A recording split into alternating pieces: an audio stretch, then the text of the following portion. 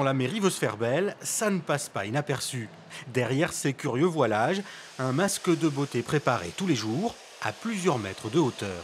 Au bout de 4-5 minutes, on repasse une autre couche pour faire ces petites épaisseurs qui, à la longue, va décoller cette grosse couche noire. De l'argile tout simplement pour nettoyer la pierre. Une sorte de médecine douce de la maçonnerie.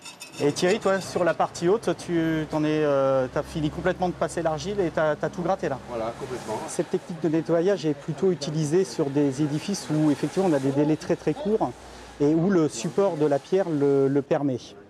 C'est-à-dire que sur ces pierres de calcaire assez tendres, l'argile n'est pas du tout agressif, n'enlève pas le calcin et on vient vraiment enlever toute la saleté indurée dans la pierre. Et le résultat est bluffant. Après avoir été grattées et nettoyées, les traces noires de pollution disparaissent. Et on le voit ici, elle a commencé à se décoller et en dessous, la pierre apparaît blanche. Une blancheur pour le plaisir des yeux, mais pas seulement. Derrière ce chantier, c'est aussi une partie de l'histoire de la ville que l'on va retrouver.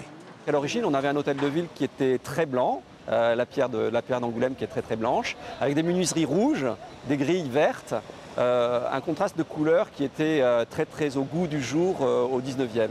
L'hôtel de ville d'Angoulême est classé au monument historique depuis moins d'1 an. Fin du chantier au mois de mars et ce sera l'occasion de redécouvrir des ornements comme celui-ci.